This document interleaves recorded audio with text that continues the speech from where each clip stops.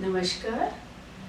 पिछले वीडियो में हम लोग का जो टॉपिक चल रहा है वो कैपिटल बस्टिंग का चल रहा है, जिसमें मैंने आपको प्रेजेंट वैल्यू मेथड बताए थे और प्रेजेंट वैल्यू के बाद नेक्स्ट वीडियो में आपको average rate of return discuss किया था, जिसमें हमने एवरेज रेट निकाली थी इन्वेस्टमेंट पर कि एवरेज रेट अच्छी है कंपैरेटिवली तो हम एक्सेप्ट करते हैं, और एवरेज रेट कंपैरेटिवली लेस है तो लेस एवरेज रेट वाले प्रोजेक्ट को रिजेक्ट और हायर वाले को एक्सेप्ट करते हैं।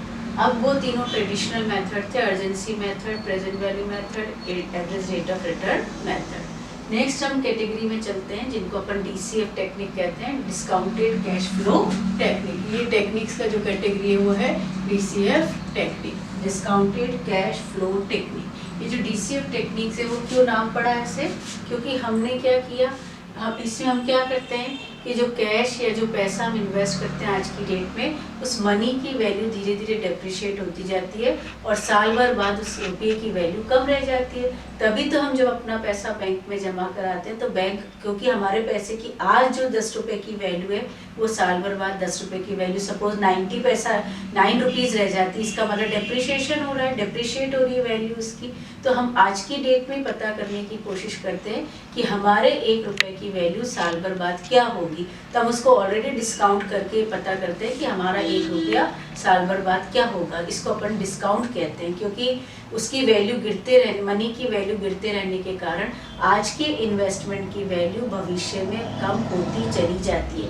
यही रीज़न है कि बैंकों में जब हम लोग पैसा जमा कराते हैं तो बैंक हमें इंटरेस्ट देते हैं, जिससे कि वो जो डेप्रिशिएशन हुआ है उसकी भरपाई हमारे पर हो सके। तो ये जो पीछे लॉजिक है, इस लॉजिक को लेकर के हम आज की डेट के इन्वेस्टमेंट को डिस्काउंट करके उसकी अवधि जो लाइफ है उस लाइफ में उसकी वैल्यू पता करने की कोशिश करते हैं। इसीलिए हम इनको प्रेजेंट वैल्यू मेथड्स कहते हैं, डिस्काउंटेड कैश फ्लो मेथड्स कहते हैं। अभी जो डिस्काउंटेड कैश फ्लो मेथड्स है उसमें अपन शुरुआत कहाँ से करते हैं, प्रेजेंट वैल्यू मेथड से। अभी प्रेजेंट वैल्यू पता करना चाहते हैं, यदि हमने आज 10 रुपये या 100 रुपये इन्वेस्ट किए, 1 रुपया इन्वेस्ट किया है, तो वो 1 रुपया साल भर बाद हमें कितनी वैल्यू देगा, तो इसलिए हम इसको प्रेजेंट वैल्यू मेथड कहते हैं। अब ये प्रेजेंट वैल्यू मेथड क्या है कि मैनेजमेंट ये देखता है कि हम इसको कैसे निकालें, डिस्काउंट किस रेट से करें, तो वो फैक्टर क्या कहलाता है, प्रेजेंट वैल्यू फैक्टर कहलाता है।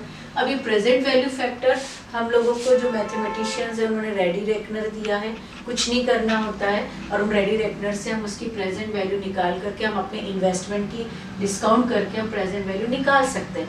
फिर भी हमें ये आना चाहिए कि हम उसकी प्रेजेंट वैल्यू कैसे फाइंड आउट करें। सपोज रेडी रेकनर हमारे पास नहीं है, वो सारे कैलकुलेशन नहीं है, तो उसका जो फॉर्मूला हमारे सामने है, पीवी फैक्टर कुछ भी हम लेते हैं तो 1/1 प्लस RN। ये R क्या है, R है आपका प्रेजेंट वैल्यू, जो ₹1 की है वो R है, जो आपकी अर्निंग है, जो आप उस पर इंटरेस्ट के रूप में अर्निंग मांगते हैं या जो भी हमें रिटर्न मिलता है वो हम अर्निंग के रूप में, रेट ऑफ रिटर्न के रूप में लेते हैं। और N का मतलब number of years, 1/1 plus R raise to N, N का मतलब नंबर ऑफ ईयर्स। जैसे फर्स्ट ईयर की अपन बात करें, फर्स्ट ईयर में 1 रुपये की यदि 10% की रेट ऑफ इंटरेस्ट है या रिटर्न है, तो हम उसकी रेट ऑफ इंटरेस्ट 10% होने पर उसकी प्रेजेंट वैल्यू 1 रुपये की अगले साल क्या रह जाएगी, तो इसको जब हम 1 ईयर के लिए निकालते हैं तो 1/1 प्लस 10% या 0.10, तो ये हुआ 1/1.1 यानी 1 रुपये की वैल्यू रह जाएगी 0.909।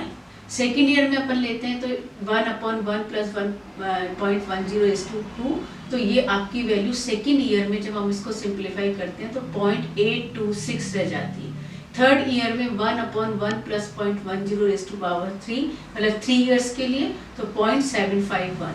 इसी तरह से फोर्थ ईयर के लिए निकालना है तो इसको हम डिस्काउंट करेंगे रेज टू पावर 4, यानी 1/1 प्लस 0.464, तो 0.683 रह जाएगी।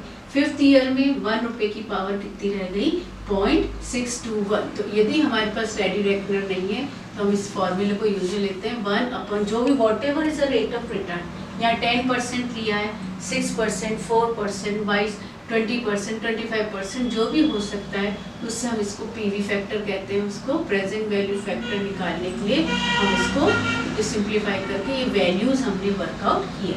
तो यहाँ पे अपन ने 10% से डिस्काउंट करके पीवी फैक्टर लेकर के हमने 1 रुपये की 10% की रेट हिसाब से डिस्काउंट किया।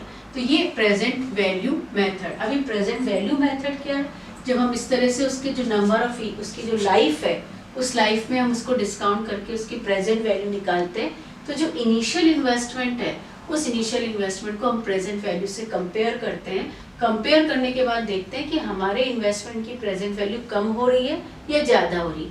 उससे हम डिसीजन लेते हैं कि हम इसको एक्सेप्ट करें या हम इसको रिजेक्ट करें। तो let us take a question और an example. Cost of the project है 50,000। कॉस्ट ऑफ द प्रोजेक्ट 50,000 है, तो कैश इनफ्लोज क्या है, इसकी 5 years कैश इनफ्लोज है। First year we are getting 10,000, second year cash inflows are 15,000, third year 20,000, fourth year 24,000, fifth year 18,000। यहाँ पे जैसे फर्स्ट हमने जो लिया था पेबैक पीरियड उसमें बिफोर डेप्रिशिएशन के लिए थे, तो ये जो कैश इनफ्लोज हैं ये भी आपके बिफोर डेप्रिशिएशन के। तो यहाँ पे जो पीवी फैक्टर है हम वही ले रहे हैं 10% से, जो डिस्काउंट रेट्स हैं ये जो हमारे वैल्यूज आए हैं तो मैंने यहाँ पुट कर दिया PV factor 10% rate of interest या डिस्काउंट फैक्टर। तो जो ये कैश इनफ्लोज जो हमारे हैं इसको इन रेट्स से हम लोग डिस्काउंट करते हैं, यानी 10,000 को फर्स्ट ईयर में डिस्काउंट करेंगे 10% से, तो उसकी वैल्यू कितनी रह गई 9,090 रुपीज़ 10% की रेट से। सेकेंड ईयर में 15,000 कैश इनफ्लोज हैं, तो 15,000 को 0.826 से हम जितने साल हैं उतने साल से हम लोग इसको डिस्काउंट करते हैं, तो सेकेंड ईयर की वैल्यू आती है 12,390। थर्ड ईयर में 20,000 का कैश इनफ्लो होता है और डिस्काउंट रेट है पीवी फैक्टर है 0.751, तो 15,020 आता है। फोर्थ ईयर में 24,000 है और इसकी वैल्यू है 0.683, तो 16,392 आता है। फिफ्थ ईयर में 18,000 है तो 0.621 से हमारी वैल्यू आ रही है 11,174।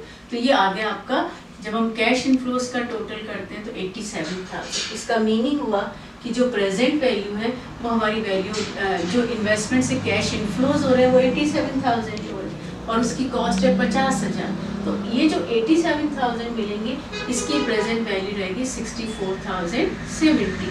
तो अब हम इसको कैसे कंपेयर करें कि जो 50,000 है वो उसकी हमारे पास 5 साल बाद प्रेजेंट वैल्यू है 64,070। तो यहाँ पे प्रेजेंट वैल्यू जो है that is greater than initial investment.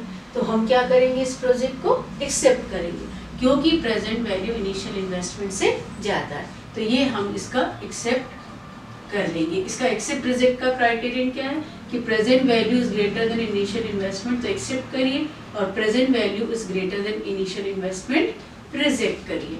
अब ये प्रेजेंट वैल्यू का मेथड हुआ। जब हम इसमें और आगे चलते हैं और आगे चलेंगे तो हम क्या देखते हैं, net present value. Net present value क्या है, प्रेजेंट वैल्यू में से सेकंड उसमें हम इसको इसी में ले लेते हैं इनिशियल ये जो है आपकी कैश आउटफ्लोज है और cash inflows. Net present value में हम लोग क्या करते हैं, जो जितने भी आपके ये हमारे को कैश इनफ्लोज हो रहे हैं, तो कैश इनफ्लोज आपके यहाँ पर हो रहे हैं 64,070 माइनस 50,000। नेट प्रेजेंट वैल्यू कितनी आपकी प्रेजेंट वैल्यू वास्तव में कितनी बची, जब 64,070 में से 50,000 को लेस करते हैं तो हमारे पास बचता है 14,070। इसको हम कहते हैं नेट प्रेजेंट वैल्यू। और what is this, this is present value. तो कैश इनफ्लोज जो की प्रेजेंट वैल्यू में से कैश आउटफ्लोज की प्रेजेंट वैल्यू को माइनस किया, दैट इज पॉजिटिव। प्लस के है प्लस 14,070। जब ये पॉजिटिव है तो जो सेकंड मेथड है उसमें हम क्या करते हैं कि यदि पॉजिटिव है एनपीवी तो हम इसको प्रोजेक्ट को एक्सेप्ट करते हैं, और निगेटिव है एनपीवी तो प्रोजेक्ट को क्या करेंगे, रिजेक्ट करेंगे। इसका क्राइटेरिया ये है। तो दो मेथड हमारे सामने आ गए, प्रेजेंट वैल्यू मेथड और net present value method. Okay.